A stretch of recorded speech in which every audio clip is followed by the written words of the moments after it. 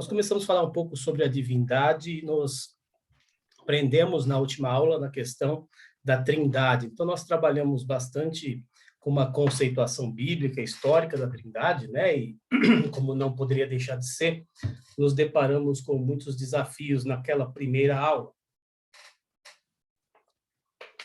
E hoje, para o alívio de todos, nós vamos fazer uma abordagem um pouco mais relacional, né, da Trindade, da inter-relação entre a Trindade e entre a criação, entre as coisas criadas. Nesse sentido, eu convido você a abrir a palavra do Senhor no livro do Gênesis, no primeiro capítulo. Gênesis 1, nós leremos os 5 primeiros versos. Gênesis 1, de 1 a 5.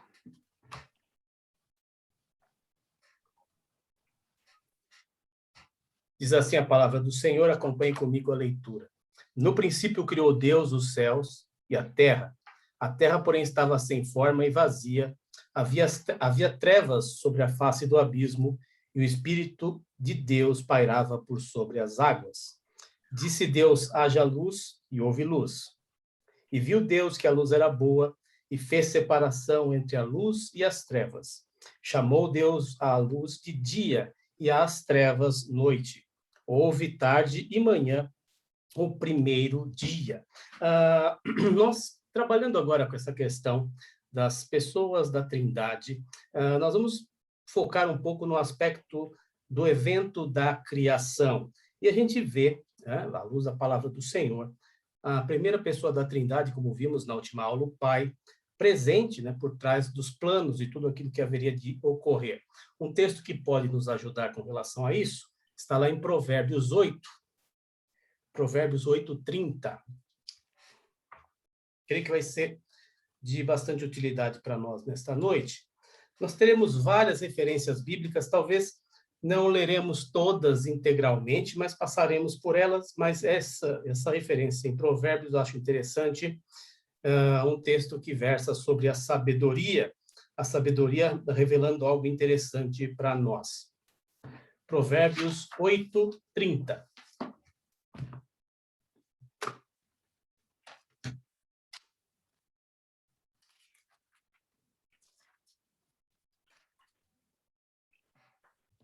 Diz assim a palavra do Senhor, então eu estava com ele e era seu arquiteto, dia após dia eu era as suas delícias, folgando perante ele o tempo todo. Esse texto aqui, ele fala exatamente do momento da criação, ou seja, que a sabedoria, né, revelando que estava com Deus ali como seu arquiteto. Houve, portanto, um planejamento nesse grande evento da criação. E esse planejamento está ligado à pessoa do Pai. Mas, como em tudo na vida, em todos os projetos, não é? Logo após o planejamento, vem as etapas de execução, na seguinte ordem. Acompanhe comigo. Em primeiro lugar, voltando para o texto de Gênesis, em primeiro lugar, o que acontece? Deus fala, e na sequência as coisas vão acontecendo. Então, por trás desta fala, por trás do verbo, está a pessoa de Jesus, o verbo encarnado de Deus. Nós conhecemos bem o texto do Evangelho de João, quando João se refere ao Senhor Jesus, ou à segunda pessoa da Trindade. João, capítulo 1. Evangelho de João, capítulo 1.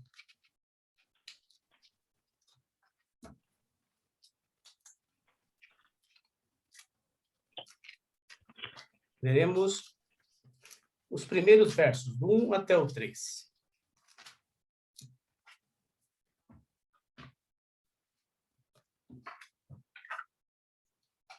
No princípio era o Verbo, e o Verbo estava com Deus, e o Verbo era Deus. Ele estava no princípio com Deus. Todas as coisas foram feitas por intermédio dele, e sem ele nada do que foi feito se fez. Cada vez que se lê em Deus ali, em Gênesis, a expressão disse Deus, como nós acabamos de ver aqui na leitura que fizemos no primeiro capítulo de Gênesis, vemos a segunda pessoa da Trindade, o Filho presente aqui, porque ele é a palavra, né? Pela fé nós entendemos que os mundos, que tudo foi criado pela palavra de Deus, obviamente reverberando o que nos diz a carta aos Hebreus no seu capítulo 11, verso 3, né? Pela fé entendemos que os mundos foram criados pela palavra de Deus. Em Hebreus ainda, no primeiro capítulo do livro de Hebreus, na carta aos Hebreus, Hebreus 1, 1 e 2, outro texto aqui para a abertura da nossa aula, falando sobre o Senhor Jesus, a segunda pessoa da Trindade, e o seu papel na criação. Hebreus 1, 1 e 2.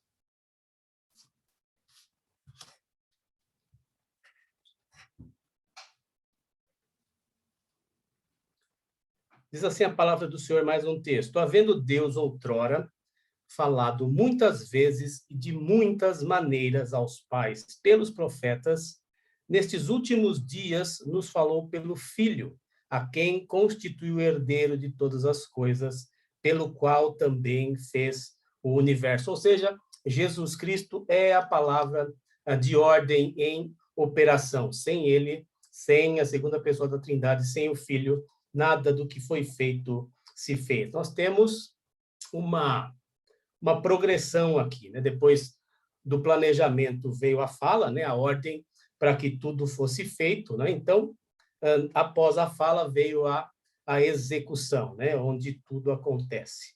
E quem que está por trás justamente desse papel de fazer acontecer? É a terceira pessoa da Trindade, é o Espírito Santo, ele, como nós lemos em Gênesis, que pairava sobre a face das águas. Fazer uma analogia aqui, antes de uma pequena pausa, para que vocês possam, eventualmente, fazer perguntas.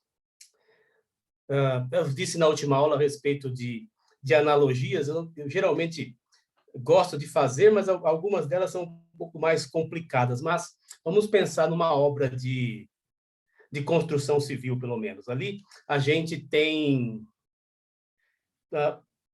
alguns tipos de pessoas e trabalhos envolvidos na construção, aí, seja qualquer edifício que for, né? Nós estamos pensando em planejamento aqui, e a gente se lembra da figura de um arquiteto, por exemplo, né? Que é o responsável pelo planejamento. Em segunda análise, nós temos alguém responsável por dar as obras de execução do projeto, do plano do arquiteto. Seria um mestre de obras, né? Alguém com uma profissão, uma função parecida com essa, e nós temos aquele que executa a ordem do mestre de obras, e aí, então, seria o pedreiro, né? Então, na obra da criação, a gente tem algo semelhante diante de nós. O pai planejou, Jesus deu as ordens, né? Segunda pessoa da Trindade deu as ordens, e o Espírito Santo as executou, como eu disse, numa interação.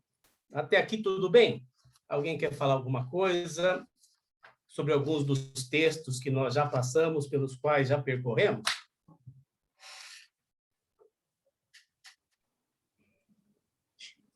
Boa noite.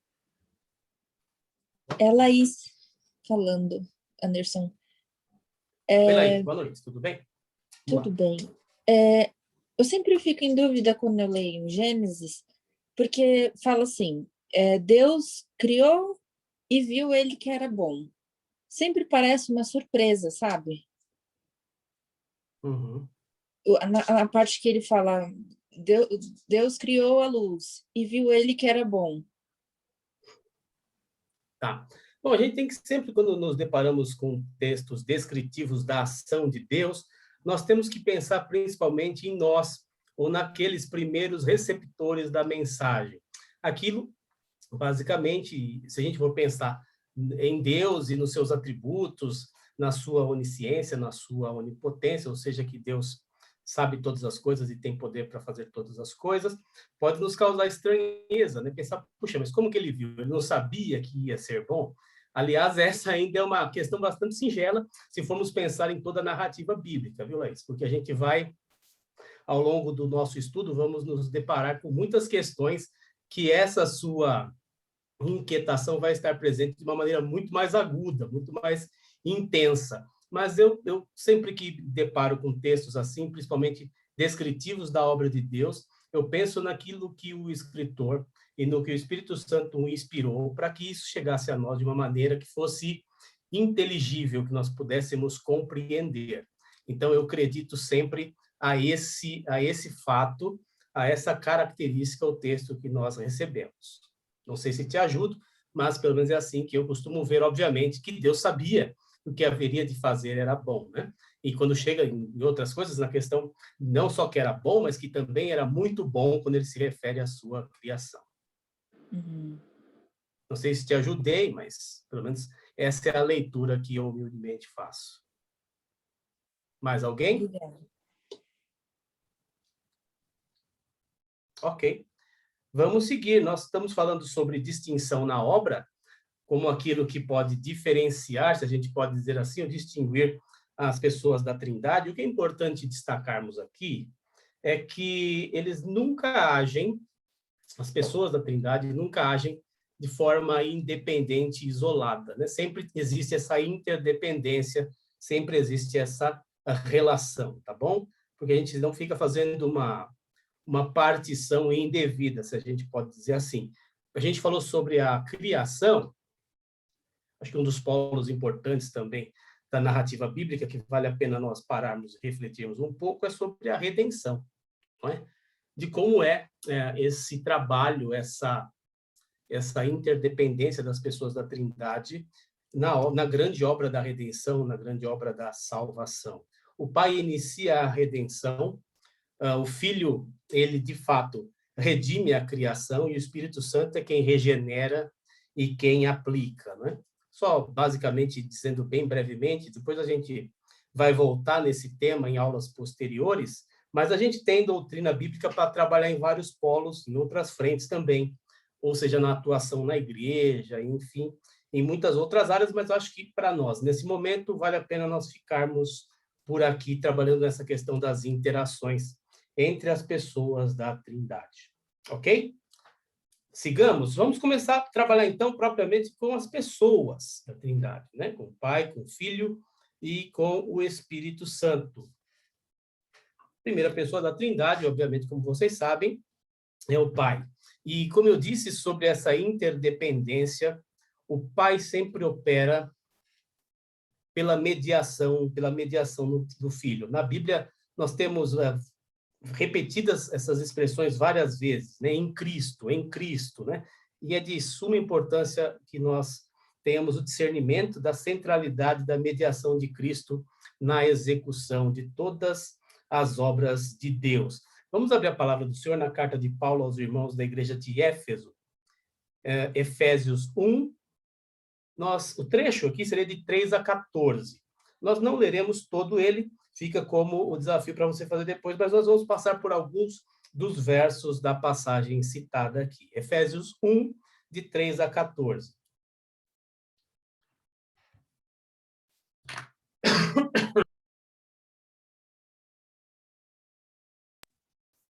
Tempinho para vocês acharem. Então, a gente vê algo interessante acontecendo aqui nessa narrativa, né? O Pai nos abençoa com toda a sorte de bênção espiritual em Cristo, no verso 3 mesmo, diz assim: Bendito o Deus e Pai de nosso Senhor Jesus Cristo, que nos tem abençoado com toda a sorte de bênção espiritual nas regiões celestiais em Cristo, né? Em Cristo. Como eu disse sobre o start da obra da redenção, né? Do início, né? Foi o Pai quem nos escolheu e nos chamou para sermos adotados, né? Na família de Deus como filhos, mas também em Cristo. Verso 4 e verso 5 na sequência.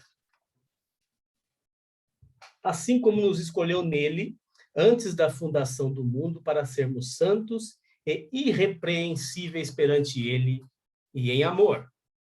Nos predestinou para ele, para a adoção de filhos por meio de Jesus Cristo, segundo o beneplácito da sua vontade. Ainda no verso 7, um pouco mais adiante. Nele que nós temos a remissão dos pecados, no qual temos a redenção pelo seu sangue, a remissão dos pecados, segundo a riqueza da sua graça. O que é importante nós salientarmos aqui, sem a mediação de Cristo, nós não podemos receber coisa alguma da mão do Pai. Por isso a ênfase bíblica aqui na necessidade de se crer em Jesus Cristo. como único, suficiente Salvador, como veremos na sequência. Nós falamos assim, geralmente, quando dividimos, né, esse estudo das pessoas da Trindade, geralmente a gente passa mais brevemente mesmo sobre a pessoa do Pai. Obviamente, nós teríamos muita coisa para dizer a respeito do nosso grande Deus, né? Mas nós procuramos, muitas vezes, delimitar a área do nosso estudo justamente pensando sobre isso, sobre a mediação de Cristo, né, que nos proporciona receber bênçãos da mão do Senhor, da mão do Pai, e aí a gente simplifica um pouco esse estudo, tá? Eu vou passar adiante para o estudo da segunda pessoa da Trindade, o Filho, Cristo, nosso Redentor, nosso grande Salvador, que na Bíblia aparece para nós exercendo, né, como nosso grande Redentor, 3 ofícios. Quais são os ofícios de Cristo como nosso Redentor? Pergunta para vocês, pode responder. 3 ofícios. Algum chute? Não? Estão calados hoje. A música que as crianças cantam ajuda. O pessoal que escuta música de criança aí.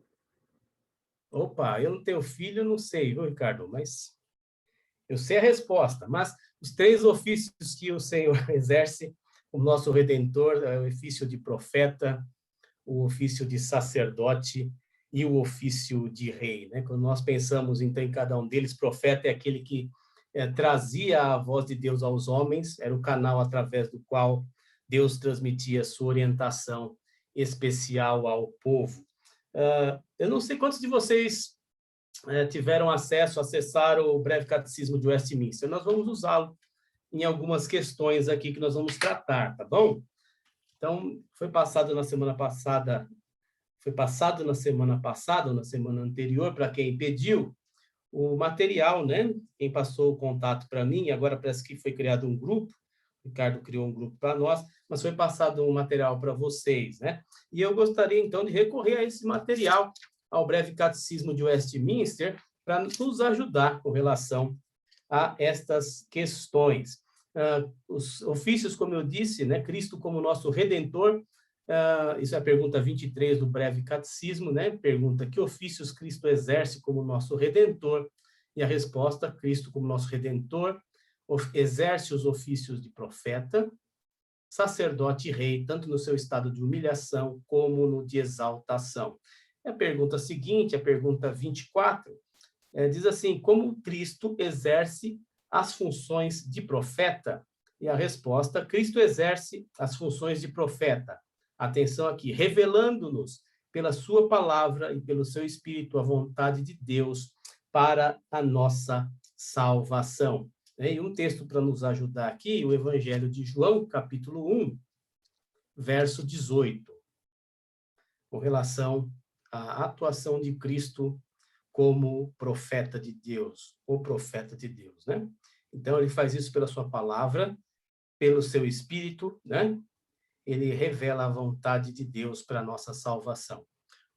Evangelho de João 1, 18. Diz assim a palavra do Senhor: ninguém jamais viu a Deus. O Deus unigênito que está no seio do Pai é quem o revelou. O Senhor Jesus é aquele que revela plenamente, então, a pessoa do Pai. Ele não paramos por aqui com relação àquilo que as funções ou os ofícios que ele exerce, além de profeta, ele também exerce a função de sacerdote. Pergunta seguinte aqui do breve catecismo, a pergunta 25. Como Cristo exerce as funções de sacerdote?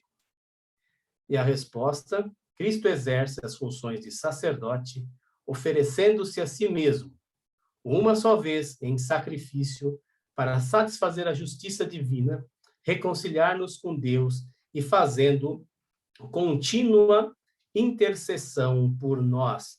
Texto base aqui, um dos textos que referendam essa resposta, a carta aos Hebreus, capítulo 9, verso 28, que eu lerei aqui com vocês. Hebreus 9, 28. Assim também Cristo, tendo se oferecido uma vez para sempre para tirar os pecados de muitos, aparecerá a segunda vez sem pecado aos que o aguardam para a salvação. O sacerdote era aquele que era o representante dos homens, é aquele que entrava na presença do Senhor para oferecer sacrifício em benefício de pecadores, não é? Como a gente bem sabe. Diferente dos outros sacerdotes que são narrados, o que são mostrados para nós no Antigo Testamento, o Senhor Jesus, ele sim foi o sacerdote perfeito. Ele mesmo não precisava oferecer sacrifício por seus próprios pecados, como faziam os outros sacerdotes. Antes, ele, sem mácula, se entregou por pecadores, pelos piores pecadores. Tudo bem até aqui?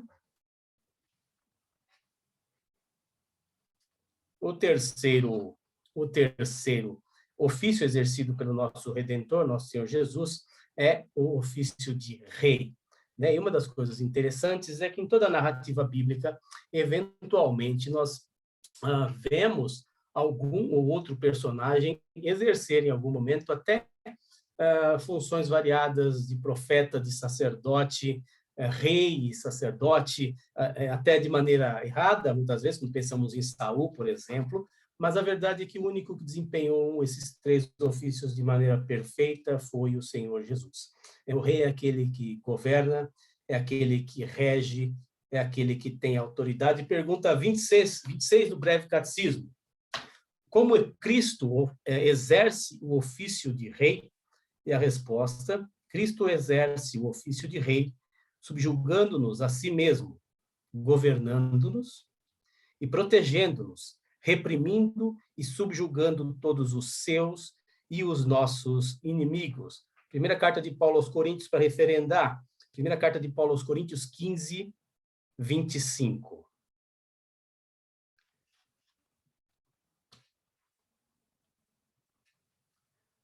Porque convém que ele reine até que haja posto todos os seus inimigos debaixo dos pés, né?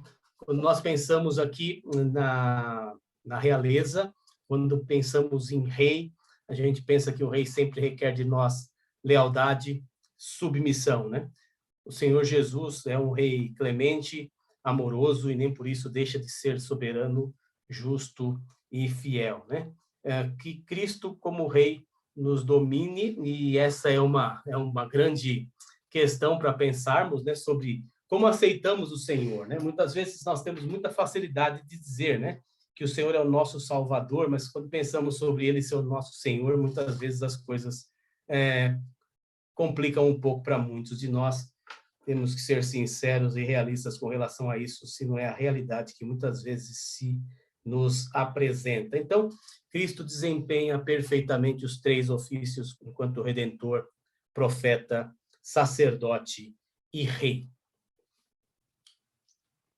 Dando continuidade aqui ao nosso material, à nossa aula, algo que também não poderia deixar de ser mencionado quando pensamos na segunda pessoa da Trindade, quando pensamos no nosso Redentor. A palavra de Deus nos apresenta o Senhor Jesus como o Cordeiro de Deus. Jesus é chamado, né, de o Cordeiro de Deus, e tem uma razão, obviamente, muito clara para isso, porque ele se ofereceu como sacrifício pelos nossos pecados. Acabamos de falar um pouco sobre sacerdote aqui, é aquele que oferecia sacrifícios, né, pelo pecado do povo. Então, no Antigo Testamento, o cordeiro era oferecido por quem se arrependia dos seus pecados, né? O cordeiro, então, tomava o lugar dessa pessoa. E Cristo, quando morreu na cruz, né, ele tomou o nosso lugar como o cordeiro sacrificado. Se nós pensarmos um pouco, celebramos a Páscoa há alguns domingos atrás, né? Pensarmos um pouco na narrativa de Êxodo 12, nos preparativos, né, que eles estavam fazendo ali da Páscoa e da saída do Egito, né? Assim como um cordeiro foi sacrificado ali por família e o seu sangue passado nas portas para que houvesse o livramento do Senhor, né? Da mesma maneira, o Senhor Jesus, então, com seu sangue, nos salva, nos purifica, né, de todo o pecado, né? Mas uma coisa importante para pensarmos aqui, que quando pensamos na morte de um cordeiro, ele era um sacrifício, não era um sacrifício definitivo, porque não era perfeito, era só um cordeiro e não poderia mudar a natureza pecaminosa de uma pessoa, e aí a própria limitação do sacrifício, né? Sempre que a pessoa voltava a transgredir, voltava a pecar, ela ficava novamente em dívida, não é? Ficava novamente devendo. Então, por isso que os cordeiros tinham que ser sacrificados regularmente, né? O sacrifício do cordeiro era um sinal de fé, né? De um sacrifício maior que haveria de ser feito um dia. Ele apontava, né? Ele era um tipo, né, do sacrifício que haveria de ser feito pelo Senhor Jesus, né? Que foi morto para redimir os pecados dos homens. Vamos abrir a palavra do Senhor na carta aos Hebreus, no capítulo 10. É um texto que nós leremos inteiro, Hebreus 10, de 1 a 4.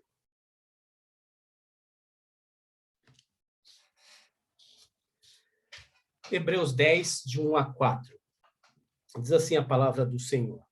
Ora, visto que a lei tem sombra dos bens vindouros, não a imagem real das coisas, nunca jamais pode tornar perfeitos os ofertantes com os mesmos sacrifícios que ano após ano, perpetuamente eles oferecem. Então, estou dizendo aqui da transitoriedade, da imperfeição dos sacrifícios que eram realizados pelo pecado, né? Ano após ano, eles eram necessários.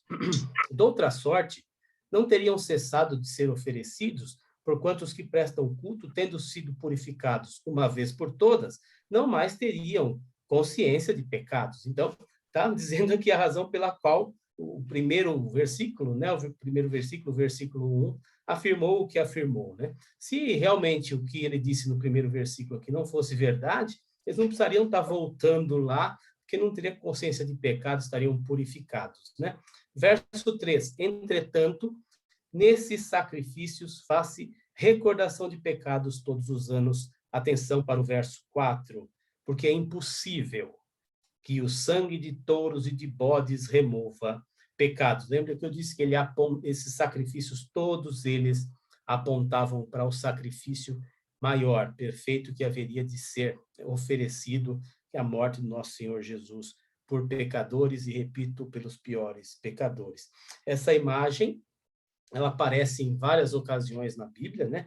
Tanto no Antigo Testamento, a figura do Cordeiro, quanto do Novo, representa, além disso tudo que nós falamos, uma vítima inocente, né? E apontando, obviamente, para o Filho de Deus, que trouxe a luz, mas nem por isso deixou de ser morto por aqueles a quem veio salvar. Até aqui, alguma dúvida, contribuição, sugestão ou crítica? Estão muito calados hoje, hein?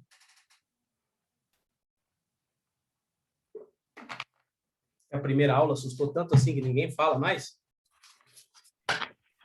Eu só tô quieta porque eu tô com fome. Deixar para o final, chefe. Ah, legal. Save the best for last, né? Legal. Vamos lá. Falando ainda sobre a pessoa de Cristo, sobre a segunda pessoa da Trindade, naquilo que cremos a respeito dele, cremos definitivamente na sua divindade e no seu senhorio, né? Afirmamos a sua divindade e senhorio. Colossenses 1:19 diz assim: porque aprouve a Deus que nele residisse toda a plenitude. Aprouve a Deus que nele residisse toda a plenitude. Nós acabamos de ver, há pouco agora, o texto de João, capítulo 1, no primeiro verso, né? No princípio era o Verbo, e o Verbo estava com Deus, e o Verbo era Deus. João 1:1. E é bastante interessante a gente pensar aqui, irmãos, porque a afirmação do apóstolo João aqui, afirmar a divindade de Cristo nesses termos era chocante para o seu tempo e continua sendo chocante para muitos, não é? Principalmente se nós formos pensar um pouco na questão da filosofia grega imperante na época, né? Eles tinham essa figura do verbo entre eles, da energia, logicamente não no conceito que nós temos, mas dizer para eles que o verbo andou, né? Andou entre nós. E aí um helenista ali clássico perguntaria assim: mas espera aí, você está me dizendo que o verbo ele morava naquela terceira rua à esquerda, na segunda casa, ele era dali? Isso é completamente inconcebível. Então, a afirmação da divindade do nosso Senhor ela era escandalosa e chocante naqueles tempos e continua sendo chocante para muitos nos nossos dias, e você experimenta isso sempre, né? Vivendo na sociedade em que nós vivemos, nós temos experimentado quanto essa afirmação, quanto essa confissão é escandalosa e chocante. Nós cremos, sim, na divindade de Cristo, ela é vital para a nossa fé, né? Um sacrifício de um homem qualquer, né? Não resolveria o grande problema da humanidade caída.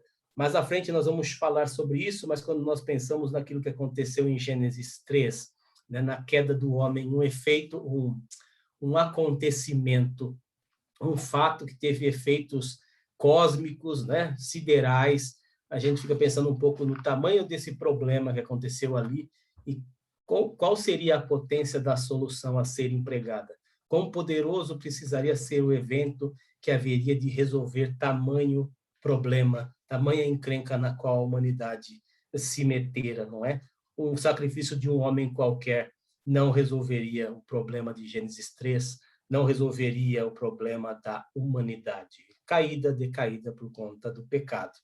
Se cremos, obviamente, na sua divindade, por implicação direta, né? E por desenrolar da ideia direta, nós cremos também no seu senhorio, não é? Todo o domínio, todo o poder pertencem ao nosso Senhor, pertence ao Senhor Jesus. É um texto bastante importante para nós lermos aqui, Apocalipse 1, 17 e 18.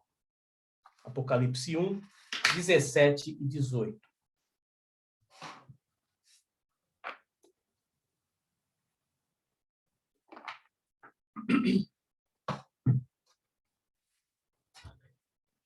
Quando o vi, caí a seus pés como morto. João falando aqui, na sua visão, na ilha de Patmos. Porém, ele pôs sobre mim a mão direita, dizendo, não temas, eu sou o primeiro e o último, e aquele que vive. Estive morto, mas eis que estou vivo pelos séculos dos séculos, e tenho as chaves da morte e do inferno. Aqui o Senhor deixando muito claro para nós o seu senhorio, o seu poder. A gente vê aqui, expresso nesse texto, o nosso pior inimigo, o nosso último inimigo, a morte, e o próprio Senhor dizendo aqui que ele tem as chaves da morte e do inferno, triunfou sobre a morte, triunfou sobre o inferno. Então, por conta disso, nós firmamos a nossa fé, tanto na divindade de Cristo quanto no seu senhorio, e devemos viver de acordo com o que confessamos, de acordo com o que dizemos crer. Vivemos como se Cristo realmente fosse o nosso Senhor, nosso Deus e Senhor, não simplesmente pensando nele como o Salvador conveniente do momento, mas vivendo como apreciando o seu senhorio sobre as nossas vidas e a sua divindade. Ok? Até aqui tudo bem? Ok. Mais uma coisa importante aqui, agora interessante para nós também, um outro grande mistério. Se disse que na aula anterior nós tratamos de um grande mistério quando falamos sobre a Trindade, nós temos diante de nós aqui um outro grande mistério, a encarnação do Senhor. Eu gostaria de convidar você, quem estiver aí com o material, a pergunta 22 do breve catecismo de Westminster.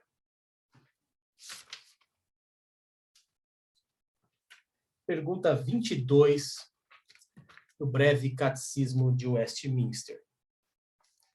A pergunta é a seguinte: como Cristo, sendo Filho de Deus, se fez homem? A resposta: Cristo, o Filho de Deus, fez-se homem tomando um verdadeiro corpo e uma alma racional, sendo concebido pelo poder do Espírito Santo no ventre da Virgem Maria e nascido dela, mas sem pecado. Como eu disse, falamos na semana passada sobre um grande mistério e temos diante de nós aqui outro grande mistério, a encarnação do nosso Redentor. Eu gostaria de ler com vocês um outro texto lá no Evangelho de João. E quem está com o material aí, quem está com o breve catecismo, sabe que vocês têm todas as referências nesse material que nós passamos, dos textos, né, que suportam as respostas, tá? E fazer o conjunto aí de perguntas e respostas, e tem os textos aí que servem de base para essas afirmações teológicas, tá? João 1, verso 14. O Verbo se fez carne e habitou entre nós, cheio de graça e de verdade. E vimos a sua glória, glória como do unigênito do Pai. Um mistério, como eu disse, insondável. Mas vamos pensar pela via negativa, né, que é mais fácil para pensarmos aqui. O que definitivamente a encarnação do Senhor não é, ou não quer dizer, né? Ele não foi, como muitos acreditavam, um homem comum, totalmente comum, que num determinado momento da sua vida, Deus, sabe-se lá por qual motivo, o adotou como filho, não é? Muitos pensam, não, ele é um homem comum, quando fez ali 30 anos e foi ser batizado, aí naquele momento, então, Deus o adotou, e a partir daquele momento, então, ele começou um ministério especial. Não, nós não cremos nisso.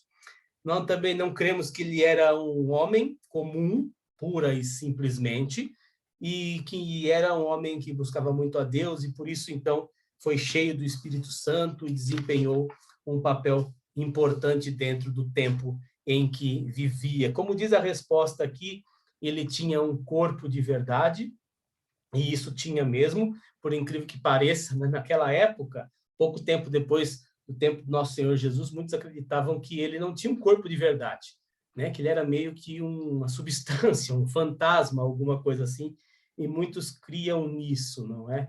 Definitivamente não é assim. Jesus tinha, assim, era feito de carne e osso, né? Tinha um corpo de verdade, né?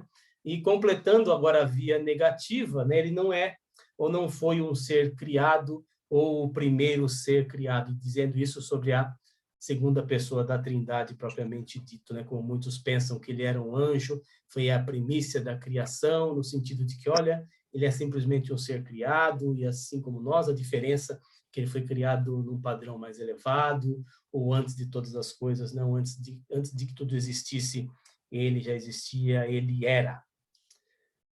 Questões sobre a encarnação? Vocês queiram comentar? Realmente, diante de nós temos um grande mistério quando tratamos sobre isso, tá? E eu sei que as dúvidas vão, se não existem agora, surgirão depois. A paz. Graça e paz. Tá me ouvindo, irmão? Perfeitamente. Meu nome é Eliana. Meu nome é Eliana, eu sou da Igreja do Evangelho Quadrangular, e eu pedi para o pastor e ele gentilmente permitiu que eu participasse. Perdi o seu áudio. Com você. Eu tenho uma dúvida sobre essa questão. Está me ouvindo?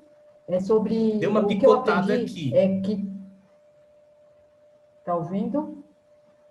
Perfeitamente, eu posso agora escrever, sim. se não tiver. Eu quero saber, assim, o que eu aprendi é que Jesus só começou o seu ministério depois que teve lá no batismo de João Batista, quando apareceu a pomba, onde se materializou o seu ministério, do Espírito sim. Santo. Mas isso, o seu ministério, sim. A minha dúvida é que se ele não tinha o Espírito Santo, se não era Deus 100% Deus com o Espírito Santo, já desde quando ele foi encarnado, ou ele só recebeu desde o Espírito sempre. Santo, foi o que eu aprendi, que ele só recebeu o Espírito Santo, ok. No momento do batismo, em e que aí, ele teria sido falou habilitado ali.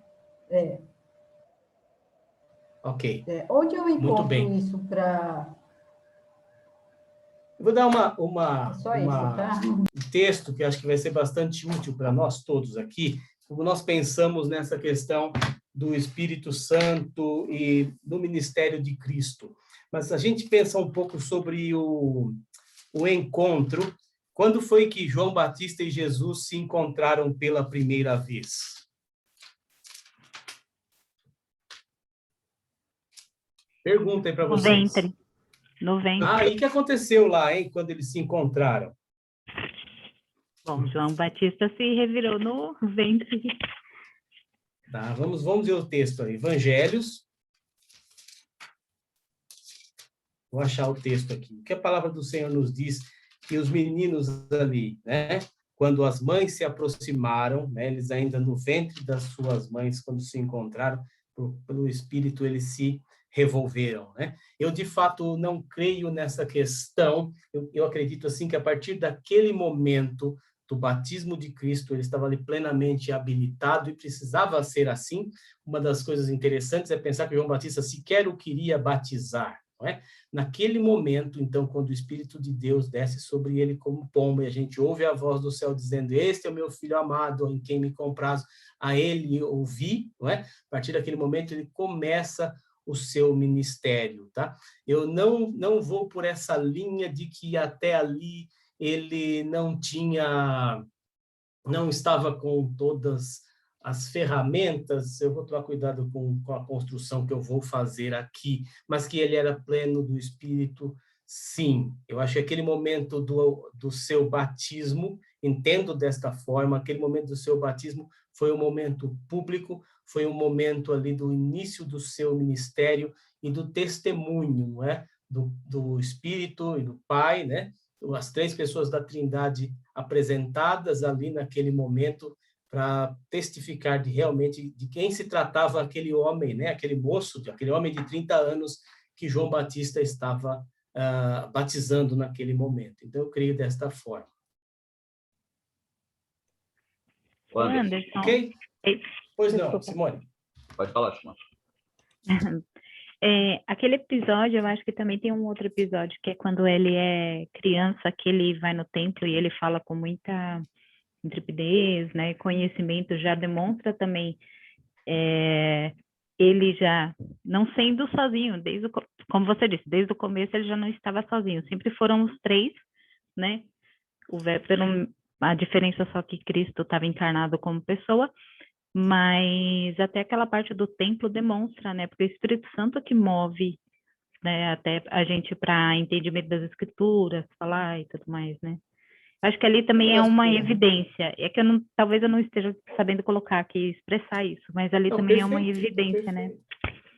Eu vou um pouco além do que você disse, Simone, porque eventualmente nós temos meninos prodígios por aí.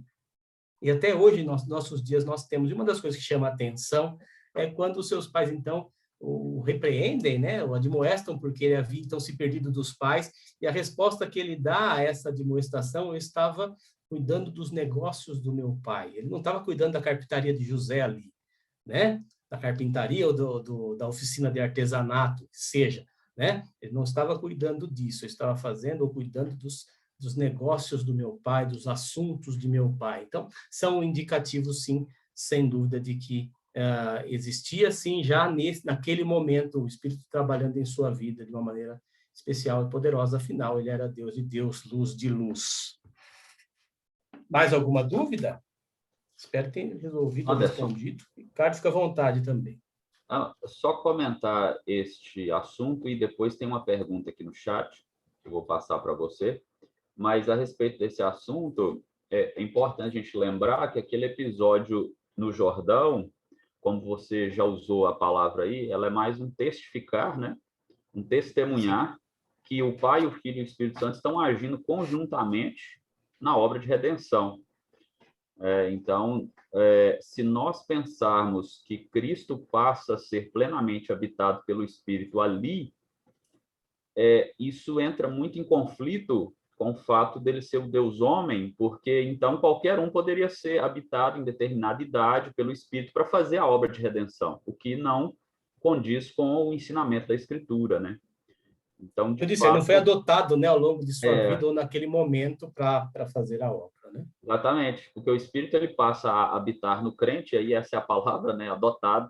Cristo não foi adotado, então não faz sentido que ele tenha sido cheio ou habilitado pelo Espírito de alguma maneira naquele momento do Jordão. É mais uma confirmação da obra da Trindade, né? Inclusive tem um estudioso antigo, que eu esqueci quem foi, né? Falou que quer ver a Trindade, vá até o Jordão.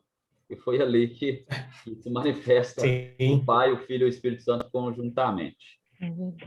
Só fazendo um outro adendo, Legal. Desculpa, Ricardo. Pois não, pode falar. Outra coisa também que eu acho que evidencia também a presença dos três é o momento da própria concepção no ventre de Maria de Deus formando Jesus ali, né? Que ali foi o Espírito do Senhor ali repousando sobre ela para que se concebesse, já vê ali né, o princípio ali até mesmo da Trindade, né?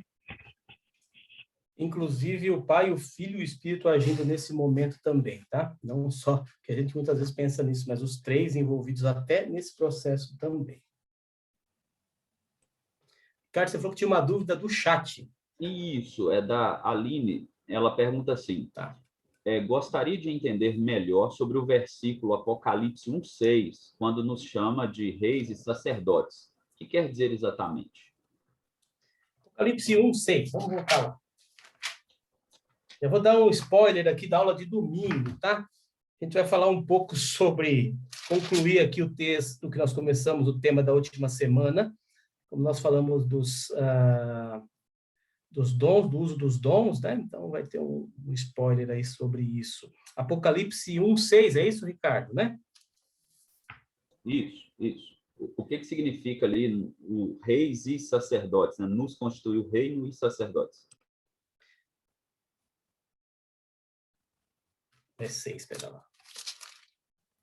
E nos constituiu reino, sacerdotes para o seu Deus e Pai, a ele toda a glória e o domínio pelos séculos dos séculos, acredito que sejam esse, né? Os santos, nesse sentido aqui, todos nós temos um ministério, que é o Ministério Universal dos Santos, todos nós somos chamados a sermos profetas, a sermos, em algum sentido, sacerdotes, e reinamos com Cristo, né? Eu estou vendo uma nota aqui da Bíblia de Genebra, eu não sei quem fez a pergunta, mas tem uma nota interessante aqui, que os santos desfrutam do governo de Deus e, como sacerdotes, possuem íntimo acesso a ele, um dos textos que nós lemos lá em Hebreus, né? No futuro, eles reinarão com ele, e agora todas as nações compartilham dos privilégios sacerdotais conferidos a Israel no passado. Então, em algum sentido, ou nesse sentido claro aqui no sacerdócio universal, nós também desempenhamos, de alguma maneira, este papel ou estes papéis. Ô, Anderson. Estou com uma dúvida. Sim. Fala, Xará. Você falou aí sobre ofício de profeta, né, de Jesus, e agora no seu comentário, esse 1:6, se realmente nós temos podemos ser profetas assim, em que sentido? Do Antigo Testamento, ou profetas relacionados à questão de ser sacerdote, de pregar a palavra? É sempre nesse segundo sentido, e pensando sempre no que se pode dizer de profeta, ou transliterar principalmente para o Novo Testamento. Porque o que se tem hoje é um abuso desse termo, não é? Um abuso indiscriminado desse termo, e as pessoas então falam ou tentam agir, ou tentam fazer com que as outras pessoas acreditem que elas têm o mesmo ministério na pura acepção do que era dos profetas, do profetismo do Antigo Testamento. Isso não é verdade. Então, exatamente isso que eu ia comentar. É porque as pessoas, né, quando falam, porque eu tenho uma profecia, porque às vezes se confundem, né, a questão da profecia, né, que é pregação da palavra, né, e questão do sacerdócio, né, de você ser diligente e pregar a palavra. Era isso. Com certeza. Muito bom. E é bom que se diga isso mesmo, porque muitas vezes a gente é assaltado, né, e é bem essa palavra mesmo, por algumas correntes que propagam esse tipo de situação que realmente não encontra par na palavra do Senhor. Ô, Anderson. Prossiga. Pois não. Só complementar aqui, a gente tem que se lembrar, né, que os reis, os profetas e os sacerdotes do Antigo Testamento, eles prefiguravam ou apontavam para Cristo. Então, quando Cristo vem, aquele serviço sacerdotal, os reis e os profetas, há esse término, né, desses ofícios, porque eles se cumpriram em Cristo. Quando a Bíblia diz que nós somos... plenitude em Cristo. Quando a Bíblia diz que nós reinamos com Cristo, que nós somos sacerdotes e que nós somos profetas, é num sentido de aplicação e não num sentido lato da coisa, né? Assim, como era na antes, acepção, né? da palavra. No caso do profeta, como foi dito aí, é no sentido de nós pregarmos a palavra, A questão do sacerdócio é de nós termos acesso à presença de Deus por causa do sumo sacerdote, que é Cristo Jesus. E a questão do reinar, porque Jesus é rei, né? E nós reinamos e reinaremos com ele eternamente. E aí, só uma dica, se você quer entender o livro de Levítico, você leia Hebreus, porque Hebreus está transpondo ali o sacerdócio, todo o serviço sacrificial do Antigo Testamento e apontando que ele se cumpriu em Cristo. E aí vai falar muito, como já foi lido aí hoje, sobre o sumo sacerdote que é Cristo, sobre o sangue dele que de fato perdoa e tal, limpa, todas essas questões, né? Sim, sem dúvida. Muito importante esse paralelo entre Levítico e a carta aos Hebreus, né? E a gente vê isso pré-figurado e mesmo no Pentateuco já sendo colocada a situação de que eles haveriam de pedir um rei, mas que no futuro haveria de ter um rei perfeito, que não haveria de ser um rei escolhido entre os do povo.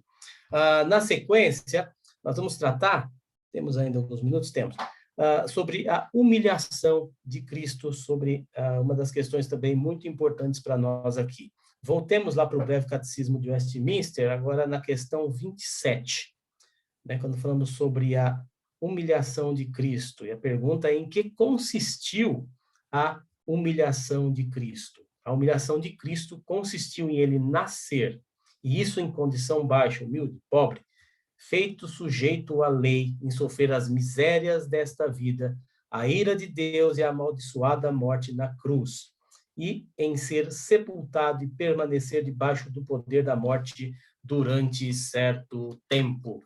Textos para nos ajudarem aqui, vamos lá.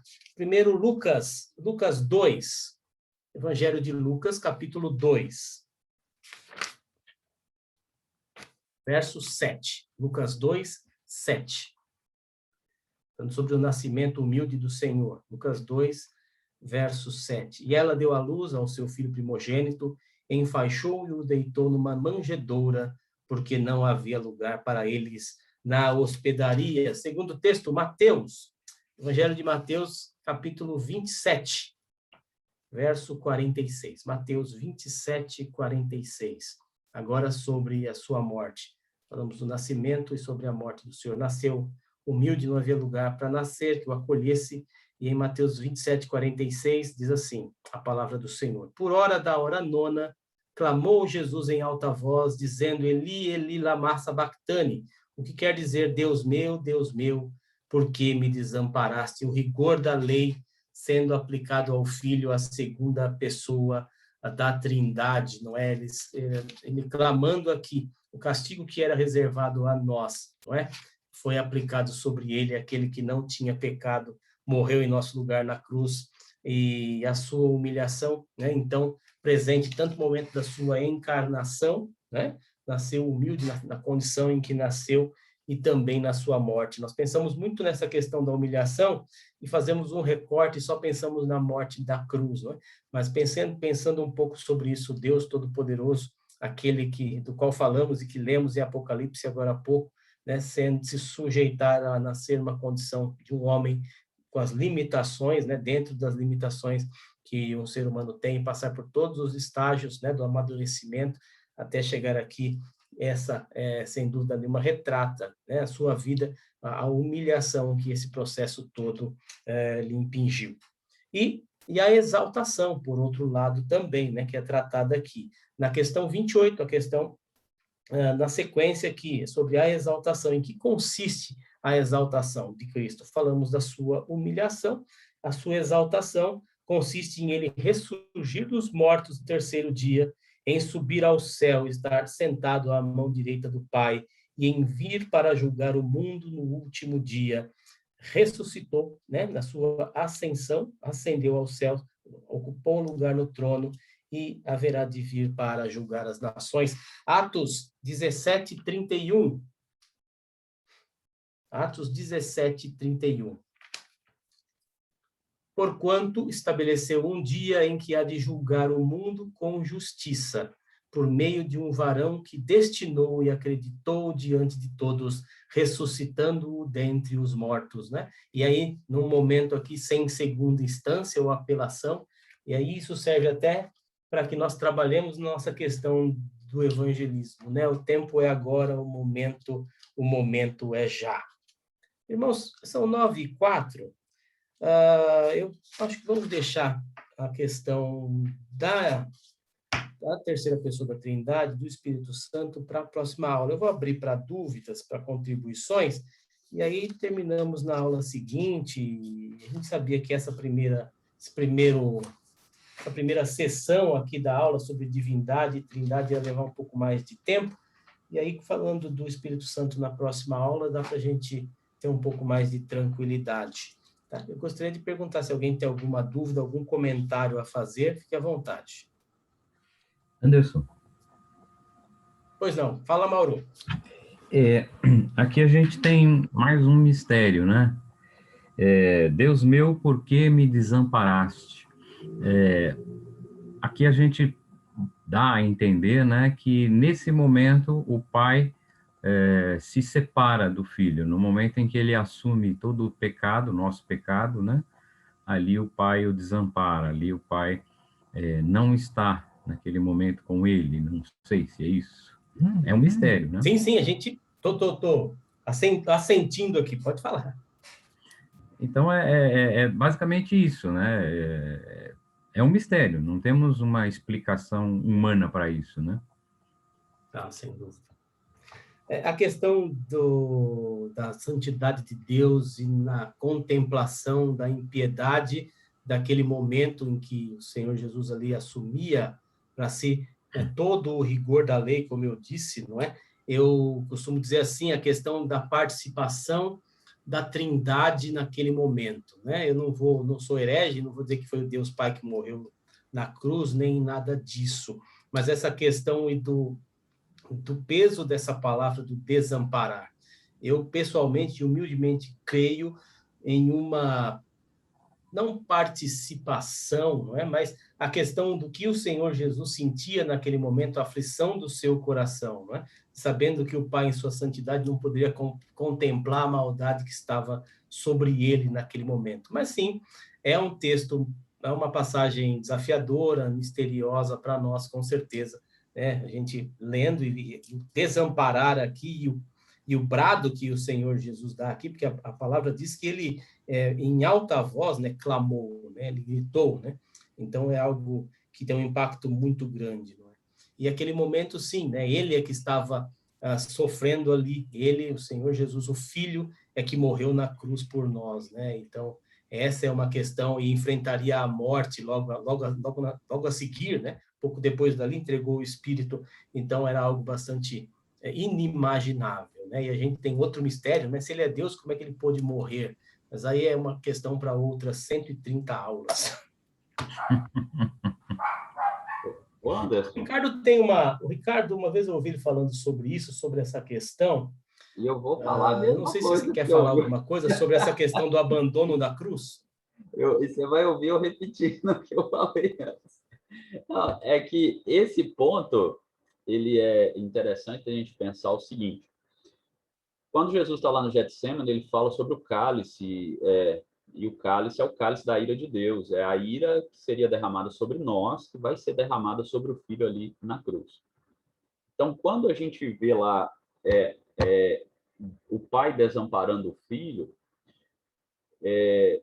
eu penso que não é no sentido de deixá-lo, mas é que naquele momento a relação muda, né?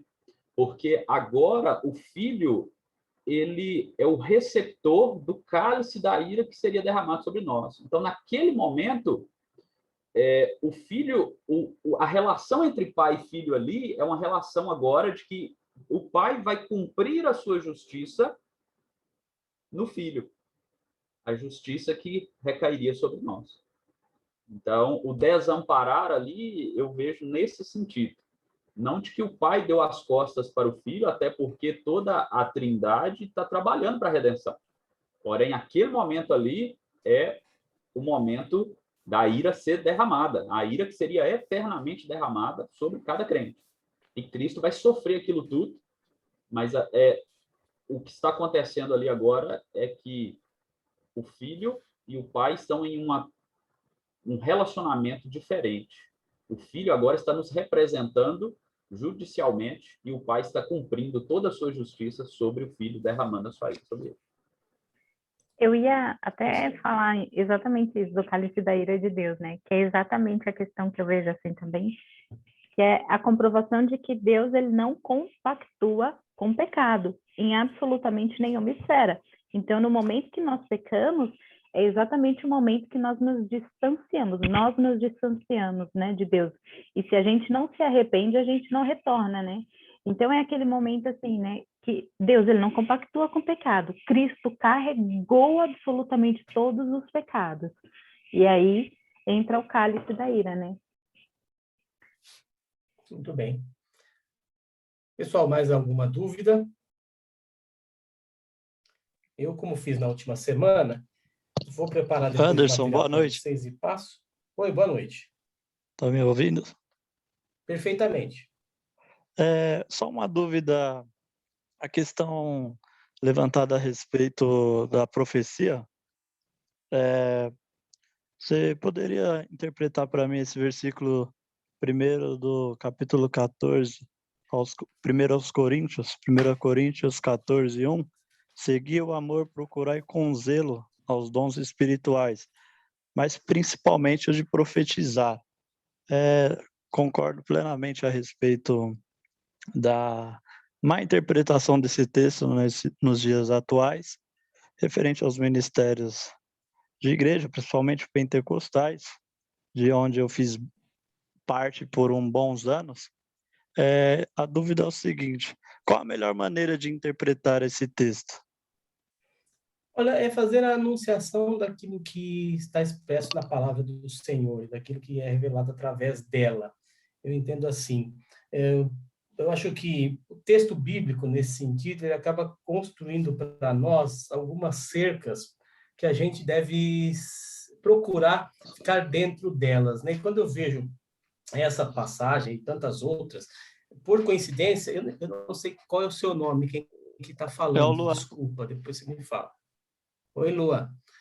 Então, eu tenho essas últimas 2 aulas da Escola Dominical, eu estava falando sobre isso. É alguma coisa que me entristece bastante, é essa questão relacionada aos dons espirituais, né? Porque a gente cada vez vê listas maiores dos dons, aí chega a 50 dons, 40 dons, tudo é dom.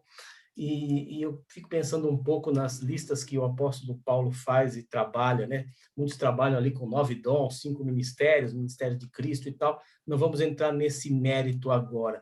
Mas a melhor maneira que eu trabalho esse texto e que, para mim, traz conforto ao meu coração e, vamos dizer assim, tem me livrado de muitos problemas teológicos ao longo da vida, porque eu tenho um costume, viu, Luan, que é não discutir experiência de pessoas. Eu não discuto. Certo. Se alguém disser para mim que aconteceu isso e aquilo outro com ele, eu não discuto isso por ética até. Não sei que a gente pode dizer, até por ética teológica. Eu não discuto experiências de pessoas, não é? Porque uma série de coisas pode acontecer, isso eu não discuto.